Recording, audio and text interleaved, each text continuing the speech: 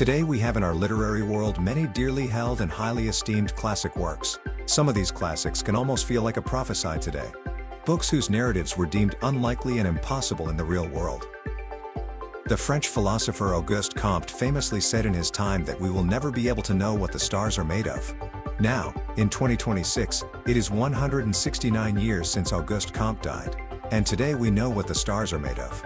It turns out light has measurable qualities that makes it possible to determine what material is emitting or absorbing the light. So when light from the stars reaches Earth, these qualities are no longer hidden to us. Science made a breakthrough that for Auguste Comte must have felt unthinkable and impossible.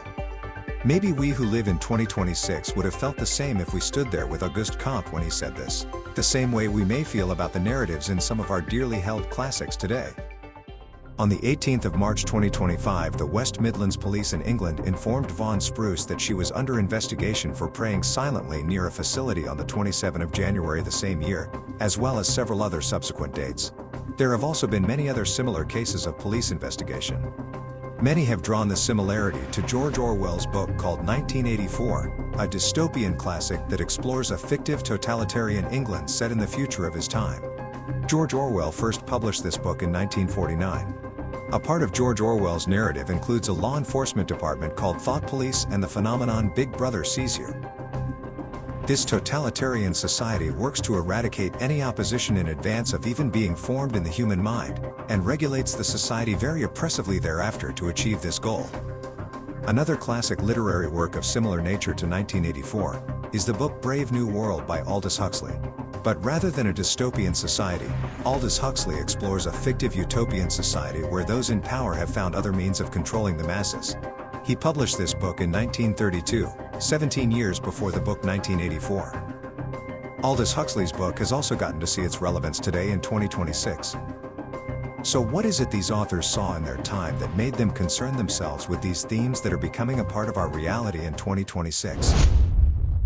It is widely established by academics and literary historians that Aldous Huxley was influenced by the anxieties of World War I when he wrote Brave New World, and that George Orwell's 1984 is heavily inspired by the devastation and political terror of World War II. The experiences they had, and their view and understanding of the world, has in some way revealed to them what is to come in the future, and concerned them with sharing this understanding in these dearly held classics. So what is it in Brave New World that has come to see the light of day in 2026?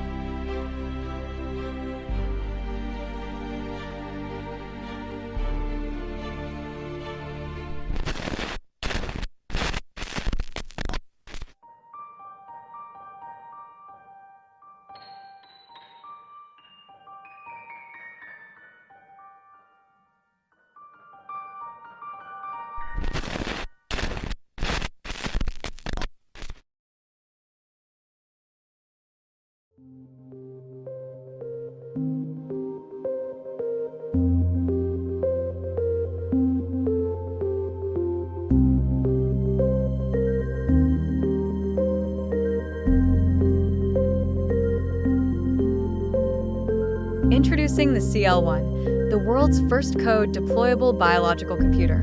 Real neurons are cultivated inside a nutrient-rich solution, supplying them with everything they need to be healthy. They grow across a silicon chip, which sends and receives electrical impulses into the neural structure. The world the neurons exist in is created by our Biological Intelligence Operating System, BIOS. It runs a simulated world and sends information directly to the neurons about their environment. As the neurons react, their impulses affect their simulated world. We bring these neurons to life and integrate them into the BIOS with a mixture of hard silicon and soft tissue. You get to connect directly to these neurons, deploy code directly to the real neurons, and solve today's most difficult challenges. Programmable organic neural networks, born on a silicon chip and living inside a digital world. Push the boundaries of synthetic biology and intelligence by the CL1 high-performance closed-loop system, where real neurons interact with software in real time. A robust environment keeps neurons alive for up to 6 months. Plug and play. Simply plug in cameras, USB devices, actuators, and more to the Cortical Cloud for use in experiments. Brave New World is a utopian science fiction classic that explores a world where bioengineering technology has reached an advanced level where human beings are fully conceived and taught in a biofacility, to be integrated into the society with the desired qualities and behaviors that lets those in power keep and maintain control of the masses. There is almost no opposition to the leaders of Brave New World society, since every citizen has their needs completely met by a pleasure culture where the ability, and even desire, to dream has been lost. In this society there are a few people, however, that for some reason, be it a bioengineering error or other, negatively reacts to this culture's form of living, when they discover their own ability and desire to dream, and not the least, their curiosity for the world. Could it be that the similar CL1 technology by Cortical LABS that has become viable today, in 2026, and even available to the general public, is a step closer towards the biotechnological capability that Aldous Huxley explores in Brave New World, and if so, could this technology be used in a similar way by a world power in the real world? Although the motive, according to Cortical LABS themselves, for the development and use of the CL1 technology today is to reduce energy consumption, accelerate medical research, eliminate animal testing and improve human health, this is an important question to phrase in a world of conflict and opposition, where such technology could very well be used, and even further developed, for maintaining societal control by those in power.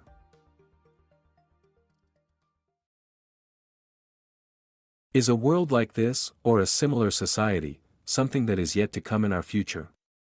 Is this maybe the beginning of something, the same thing, that Aldous Huxley was able to look into, over 90 years ago, when he wrote his book Brave New World?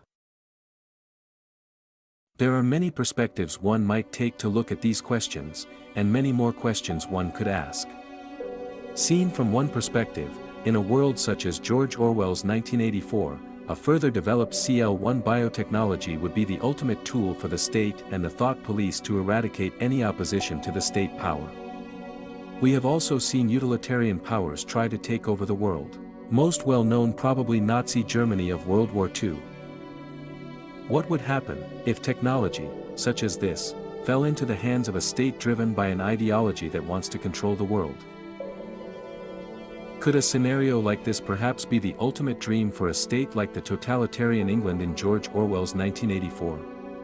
Could a state power driven by a communistic ideology view this bioengineering technology as the tool they have been waiting for to see their society truly adapt its intended communistic form? Another question is if we are already in a moral gray zone with the stage bioengineering is in today. What is truly going on inside those brain cells? Are they different from us? How are they different from us? Yet we must acknowledge that some of these questions are prompted by these classic literary works, which after all, is not a guarantee for what the future has in store for us. And some moral questions will naturally arise, with or without these classics. And while asking these questions, one might forget to acknowledge and commemorate the brilliance and tremendous effort that lies behind these scientific discoveries and breakthroughs. As concerning as some of these questions might be, one should also ask what potential this biotechnology can have for a brighter future. Could this stage of Cortical LABS engineering brilliance be a key to reduce energy consumption on a global scale, as well as diminishing or even solving other challenges we have today? Can this technology really advance medical research, and open up possibilities to advance, and maybe even resolve, some of the health issues we are faced with today?